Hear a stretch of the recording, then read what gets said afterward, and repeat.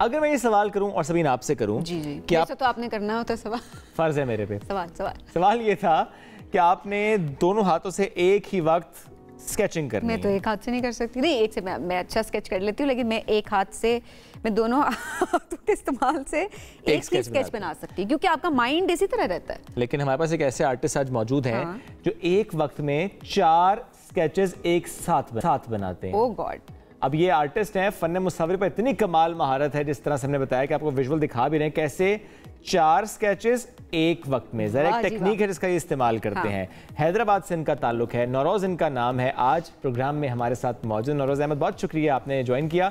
नौरोज, तस्वीर आपने बनाई, कौमी हीरोज़ की तस्वीर बनाई, खालिद तहसीन आपने पेश किया, स्केच में जिस तरह से हम देख रहे हैं कि आप वर्ल्ड रिकॉर्ड कायम करके पाकिस्तान का नाम रोशन कर रहे हैं, तो हमें ज़रा बताएं कैसे आगाज़ हुआ, कैसे आपने सोचा कि अच्छा ऐसी टेक्निक के एक वक्त में 4 स्केच।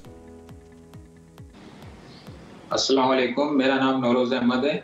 अच्छा, ये जो शौक था मेरा, जब हमारे मुल्क में कोरोना आ गया था, हम अपने घरों तक महदूद हो गए थे, तो हमारे पास करने के लिए कोई भी काम नहीं था। अक्सर हम क्या थे कि हम अपने ज्यादातर टाइम जो है मोबाइल को दे रहे थे। तो मैंने यही सोचा कि ये जो टाइम है, ये क्यों ना मैं किसी ऐसे काम को दूं जिससे मैं कुछ सीख सकूं।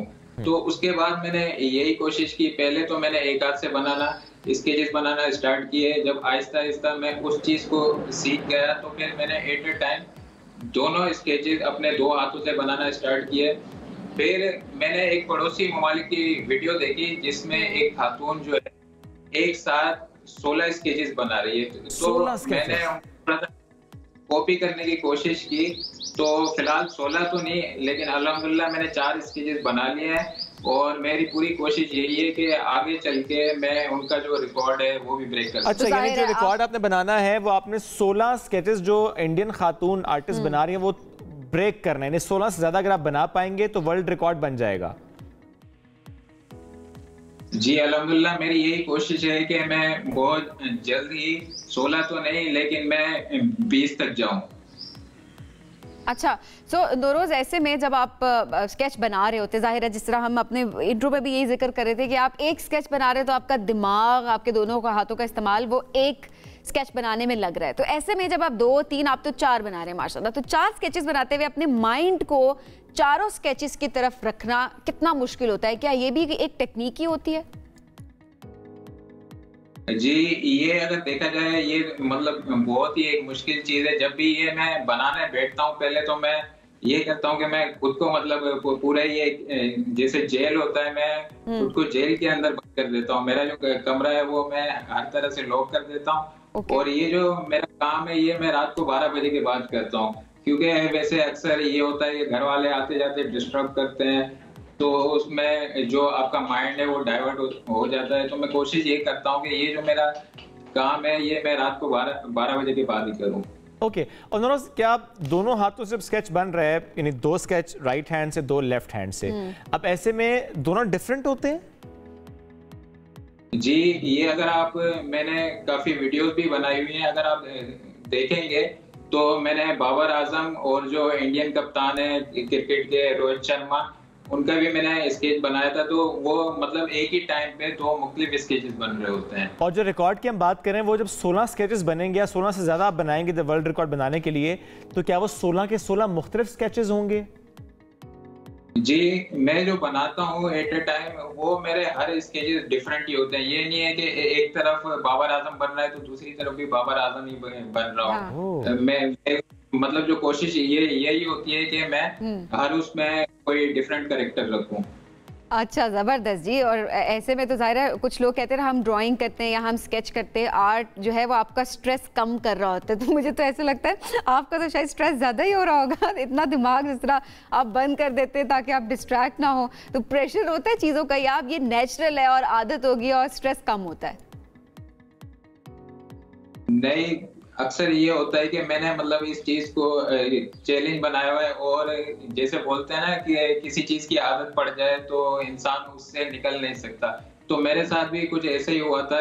एक टाइम ऐसा भी आया था कि मैं जिस दिन स्केच नहीं बनाता था तो मुझे नींद नहीं आती थी। मतलब जब तक मैं इस चीज को ना करूं मुझे सुकून नहीं मिलता था। तो इस चीज का मैं मतलब काफी हद तक आदी हो गया था।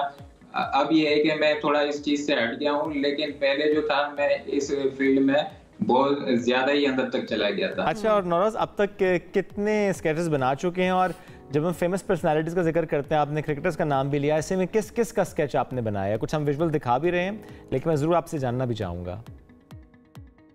जी, मेरी जो कोशिश होती है वो यही होती है कि जो हमारे पाकिस्तान के नेशनल हीरोज हैं, मैं ज्यादातर उन्हीं को बनाता हूँ। जैसे हमारे कॉमेडियन थे उमर शरीफ, या हमारे एक्टर हैं हमजा अली अब्बासी, हमारे जो फाउंडर थे मुल्क के कायद-ए-आज़म मोहम्मद अली जिन्ना उनका, और जो पहली खातून थी वजीर आजम मोहतरमा बेनजीर भुट्टो, उनका भी बनाया। उसके अलावा हमारे जेटीसी के जो फाउंडर हैं जफर अब्बास, उनका भी मैंने बनाया। मैं खुद स्पोर्ट्समैन हूँ, तो मुझे इस चीज में भी इंटरेस्ट है कि मैं जो है ज्यादातर वो स्पोर्ट्स भी बनाता हूँ। अच्छा, और ऐसे में स्केचेस भेजे किस किस को है आपने? कि जरा बाबर आजम का आपने बनाया है, इसी तरह से क्रिकेटर्स को या किसी को आपने स्केच भेजा भी है, उनकी तरफ से भी कभी कोई रिस्पॉन्स आया है? जी, अगर देखें तो हर आर्टिस्ट की ये ख्वाहिश होती है कि वो जिसका स्केच बना रहा है, अगर वो उसको मतलब खुद जाके दे तो वो उसके लिए एक एजाज की बात होती है। लेकिन मुझे अभी तक मतलब ये मौका नहीं मिल पाया कि मैं जिसका मैंने स्केच बनाया हो उसको जाके दे सकूं। लेकिन कोशिश यही है कि अगर उन तक पहुंच जाए तो मेरे लिए ये एक एजाज की बात होगी। आप सिखाते भी हैं किसी को? सिखाते यही है कि मैं एक स्कूल टीचर हूँ, तो मुझे अक्सर जो मेरे स्टूडेंट्स हैं उनको जब फ्री टाइम मिलता है ब्रेक वगैरह में, तो वो मेरे पास अक्सर आते हैं कि सर और आपसे सीखते हैं। ज़ाहिर है उनके पास ये ऑप्शन है कि आपसे सीख सकते हैं वो स्केचिंग। बहुत शुक्रिया नौरोज, साथ मौजूद थे।